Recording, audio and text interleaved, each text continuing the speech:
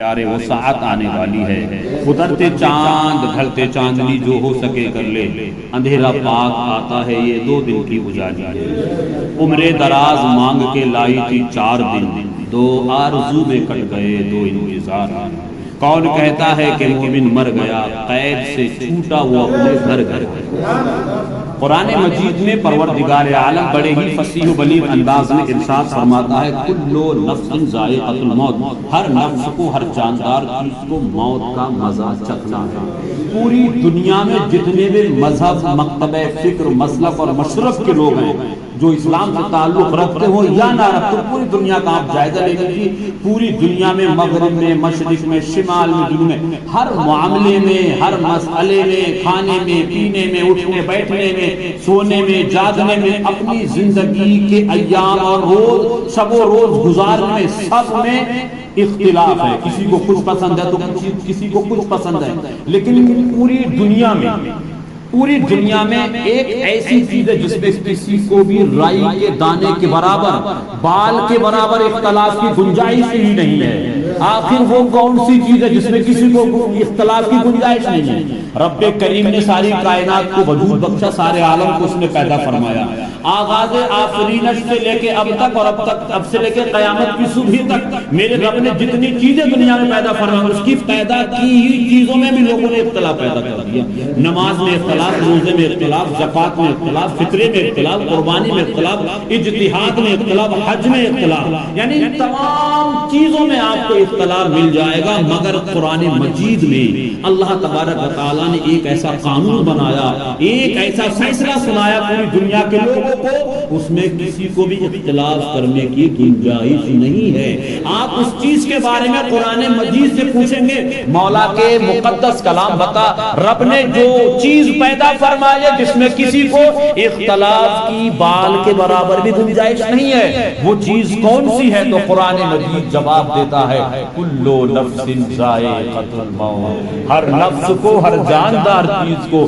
موت کا مزہ چکھنا۔ موت کے تعلق سے اہل حدیث سے پوچھیں گے جناب آپ کو مرنا ہے یا نہیں مرنا ہے، وہ بھی کہے گا ہم کو ایک ہی دنیا چھوڑ کے جانا ہے۔ یہودی سے سوال کریں گے، پوچھیں گے آپ کو مرنا ہے یا نہیں مرنا ہے، وہ بھی کہے گا ہم کو ایک ہی دنیا چھوڑ کے جانا ہے۔ مجوسی سے پوچھ لے، نصرانی سے پوچھ لے، عیسائیوں سے پوچھ لے، مسلمانوں سے پوچھ لے، غیر مسلم، یعنی ہر مکتبہ فکر کے لوگوں سے پوچھ لے، سب کا ایک ہی جواب ہوگا ایک دن دنیا چھوڑ کر کے جانا ہے۔ یعنی خدا کی یہ ایک ایسی اہم، خدا کا ایک ایسا یہ قانون ہے جس میں کسی کے اختلاف نہیں۔ جو آدمی خدا کو نہیں مانتا ہے وہ یہ مانتا ہے کہ ایک دن ہمیں دنیا چھوڑ کر کے جانا ہے۔ ارے جب دنیا چھوڑ کر کے جانا ہے تو دنیا کے بعد جو آخرت کی منزل ہے پہلی قبر سے شروع ہوتی ہے، تو ہم کو قبر کی منزلوں کی تیاری کرنا چاہیے۔ دنیا سے جانے کے بعد، دنیا کے بعد جو دوسری زندگی اور دوسرے معاملات شروع ہوتے ہیں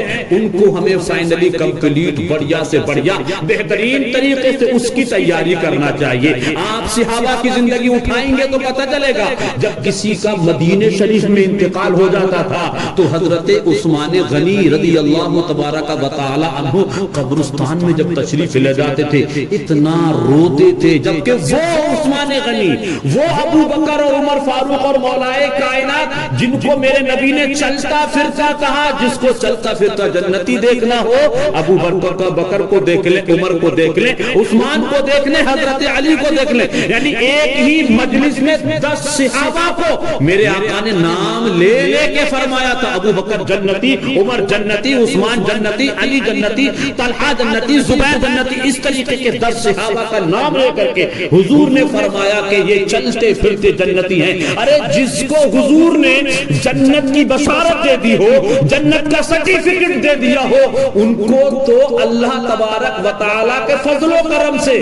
اپنے حساب سے کیا ضرورت تھی رونے کی، لیکن نہیں، حضرت عثمان غنی قبر کے پاس میں کھڑے کھڑے روتے تھے، اور ایسا نہیں نہیں دو چار آنسو، روایتوں میں آیا ہے اتنا روتے تھے کہ آپ کی داڑھی شریف کے بال بھیگ جاتے تھے، اور صرف داڑھی شریف کے بال ہی نہیں، آپ کے جسم اطہر پر جو کپڑے تھے تو وہ بھی تر ہو جاتے تھے۔ لوگ دیکھتے تھے عمر فاروق اعظم کو اس حال میں، ابو بکر کو اس حال میں دیکھتے تھے، عثمان غنی کو اس حال میں دیکھتے تھے، پوچھتے تھے یہ اللہ کے محبوب بندے ہیں، اللہ کے محبوب، اللہ کے پیارے حبیب کی اقتداء کرنے والے حضور کے خلیفہ، ان کا حال یہ ہے۔ کسی نے پوچھا عثمان اتنا کیوں روتے ہو، تم تو چلتے پھرتے جنتی ہو، تمہیں تو جنتی میرے آقا نے فرما دیا ہے۔ حضرت عثمان غنی رضی اللہ تعالیٰ روتے روتے یہ ارشاد فرماتے تھے، سوال کرنے والوں کو جواب دیتے تھے، میں اس لیے روتا ہوں کہ دنیا میں رہنے کے بعد جب انتقال ہو جائے گا، روح نکل جائے گی، یہ پہلی منزل ہے جس کو قبر کہتے ہیں۔ مولا اس قبر کی پہلی منزل میں مجھے کامیاب کر دینا، اگر میں اس پہلی منزل میں کامیاب ہو گیا تو اس کے بعد کی جو ساری منزلیں اللہ اپنے کرم سے سب کامیاب کر دے گا۔ یہ سب سے اہم منزل ہے جس کو قبر کہا جاتا ہے۔ یہ صحابہ کی زندگی ہے۔ ایک دن اللہ تبارک و تعالی نے ملک الموت یعنی موت کے فرشتے جن کا نام حضرت عزرائیل علیہ السلام ہے، جن کو ملک الموت کہتے ہیں، ان سے میرے رب نے پوچھا، اے ملک الموت، اے موت کے فرشتے، یہ بتاؤ تم نے لاکھوں کروڑوں لوگوں کی روحیں نکالی ہوں گی، کیا کبھی کسی کی روح نکالتے ہوئے تمہیں ترس آیا، کسی پہ رحم آیا، کسی پہ دیا آئی؟ تب اللہ تبارک و تعالی کے فرمان کے مطابق حضرت ملک الموت جو موت کے فرشتے ہیں حضرت عزرائیل علیہ السلام نے فرمایا، ہاں میرے مولا، دو موقع ایسے آئے ہیں جن موقعوں پر مجھے ان کی روح نکالتے وقت بڑا ترس آیا تھا۔ اللہ پوچھتا ہے وہ کون کون سے موقع ہیں؟ اب حضرت عزرائیل جو موت کے فرشتے ہیں وہ جواب دیتے، مولا ایک مرتبہ ایک چھوٹا سا بچہ اپنی ماں کے ساتھ میں پانی کے جہاز سے سفر کر رہا تھا، اس بیچ بہت تیز طوفان آیا، کشتی ٹوٹ گئی، تباہ ہو گئی، برباد ہو گئی، چھوٹا سا بچہ اپنی ماں کے سینے سے لگا ایک تختے کے سہارے جا رہا تھا، اس کی ماں کو یہ امید تھی کہ میں اپنے بچے کے ساتھ منزل کی طرف روا دوا ہوں، کامیاب ہو جاؤں گی۔ میرے مولا تیرا حکم ہوا کہ اس بچے کی ماں کی روح کو نکالو۔ مولا اگر تیرا حکم نہ ہوتا تو مجھے اتنا ترس آیا کہ میں اس کی روح نکالوں گا تو پھر بچے کو کھلائے گا کون،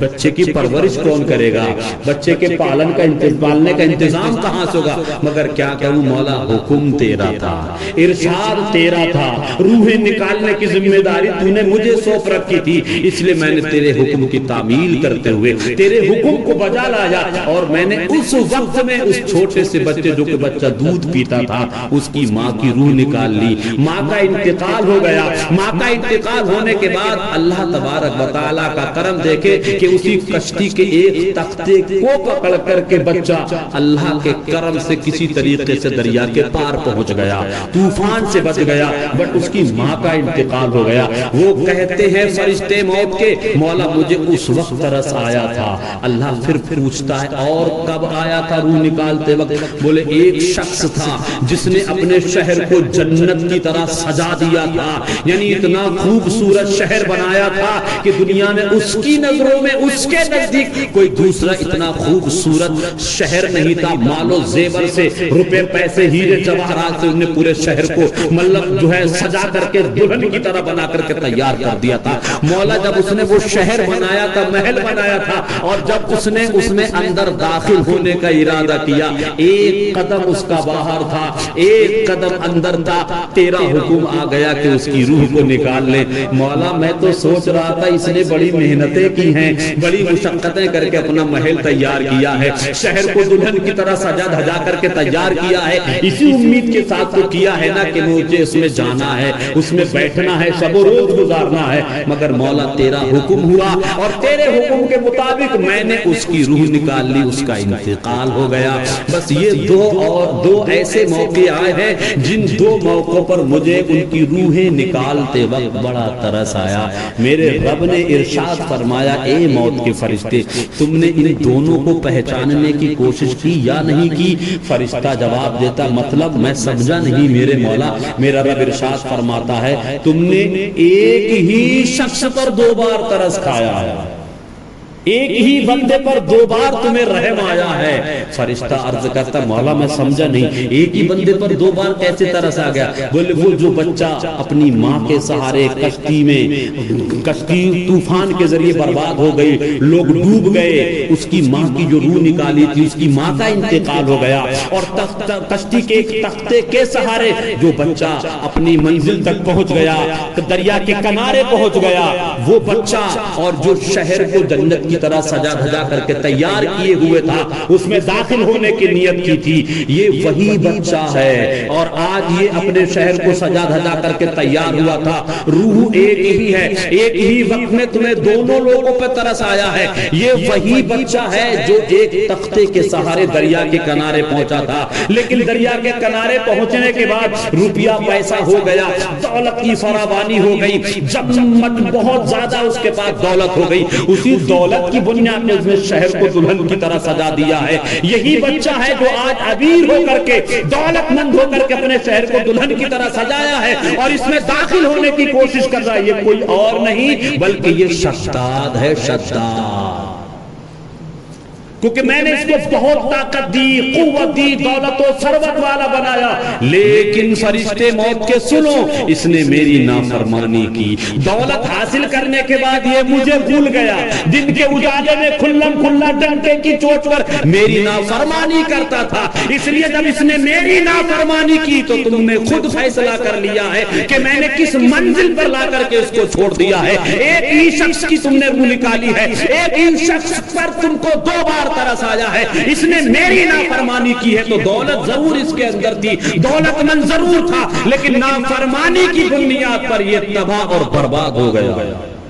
ایسے ایسے حالات گزرے ہیں۔ آج موت کا تصور کیجئے، خدا کے خوف میں زندگی گزاریے گا تو انشاءاللہ تعالی دنیا سے دھیرے دھیرے بیزاری پیدا ہوگی۔ دنیا سے بیزاری کا مطلب میرے کہنے کا یہ نہیں ہے کہ آپ اپنے بچوں کو بھی مت دیکھو، بیوی کو بھی مت دیکھو، دوست احباب رشتہ داروں کو بھی مت دیکھو، بالکل میرا کہنے کا مطلب یہ نہیں ہے۔ بھلا یہ تو اسلام کی تعلیم ہے، بچوں کا بھی حق ادا کرو، بیوی کا بھی حق ادا کرو، ماں باپ کا بھی حق ادا کرو، بھائی بہن کا بھی حق ادا کرو، دوست احباب رشتہ دار پڑوسیوں کا بھی حق ادا کرو، لیکن ان بندوں کا حق ادا کرنے کے ساتھ ساتھ سب سے پہلے اللہ کا بھی حق ادا کرنا ہے، رسول اللہ کا بھی حق ادا کرنا ہے۔ اللہ کا حق یہ ہے کہ 5 وقت کی نمازیں پڑھی جائیں، رسول اللہ کا حق یہ ہے کہ چلتے پھرتے اٹھتے بیٹھتے حضور کو یاد کیا جائے، اس امید کے ساتھ کہ خوشی ہو غم ہو کچھ بھی ہو خدا کو یاد کر لینا، خوشی ہو غم ہو کچھ بھی ہو خدا کو یاد کر لینا، مصیبت میں محمد مصطفیٰ کو یاد کر لینا، اور خدا نہ خواستہ مشکل کوئی درپیش آ جائے تو پھر مولا علی مشکل کشا کو یاد کر لینا، اور مصائب رنج و غم آلام جب حد سے گزرتے ہوں تو فوراً واقعات کربلا کو یاد کر لینا، اور اگر آ جائے کشتی آپ کی طوفان کی زد میں تو ایسے وقت میں غوث الورا کو یاد کر لینا، اگر ظالم حکومت تم پہ کوئی ظلم اٹھاتی ہو تو پھر اجمیر کے خواجہ پیا کو یاد کر لینا، اگر پہچان کرنا ہو تمہیں اپنے پرائے کی، اگر پہچان کرنا ہو تمہیں اپنے پرائے کی، بریلی کے امام احمد رضا کو یاد کر لینا، بریلی کے امام احمد رضا کو یاد کر لینا۔ آپ تمامی حضرات سے گزارش ہے کہ بندوں کے بھی حقوق ادا کیجئے، لیکن ان کے ساتھ ساتھ اپنے رب کے حق ادا کیجئے، رسول ہاشمی کے حق ادا کیجئے، پڑوسیوں کے حقوق ادا کیجئے۔ زندگی ایک کرائے کا گھر ہے، ایک نہ ایک دن بدلنا پڑے گا، موت جب ہم کو آواز دے گی گھر سے باہر نکلنا پڑے گا، اس سے پہلے کہ موت کے فرشتوں کے آگے ہمیں اور آپ کو کفے دست ملنا پڑے۔ جب روح نکلنے کا وقت آتا ہے، موت کا فرشتوں کا لشکر ہوتا ہے، اب اس بندے کی روح نکلنے والی ہوتی ہے، اس کی روح نکلنے سے پہلے وہ ہاتھ جوڑ کے عرض کرتا ہے یا کرتی ہے، اے موت کے فرشتوں ہمیں اتنی سی مہلت دے دو کہ ہم اپنے رب کے لیے 2 سجدے کریں۔ اس وقت افسوس کرتے کہ فرشتوں پلیز گزارش ہے اتنی مہلت دے دو کہ ہم 2 سجدے کرنے 2 رکعت پڑھنے اپنے رب کے لیے. فرشتے جواب دیتے 40 سال 50 سال جتنی اللہ نے تم کو زندگی دی اتنی زندگی میں تمہیں کبھی 2 سجدوں کا خیال نہیں آیا, کبھی نماز کا خیال نہیں آیا, کبھی اللہ کی رضا حاصل کرنے کا خیال نہیں آیا. آج ہم کو دیکھ کے سجدوں کی یاد آ رہی ہے, ہم کو دیکھ کے خدا کی یاد آ رہی ہے. کاش مرنے سے پہلے, ہمارے آنے سے پہلے شب و روز اللہ کی عبادت کرتے تو ہاتھ جوڑ کے گزارش تمہیں نہیں کرنا پڑتی بلکہ ہم خود تمہیں دیکھ کے تمہارا استقبال کرتے. ہم خود یہ محسوس کرتے مولا تیرا کتنا محبوب اور مخصوص بندہ ہے کہ نماز کا نور اس کے چہرے سے ٹپک رہا ہے.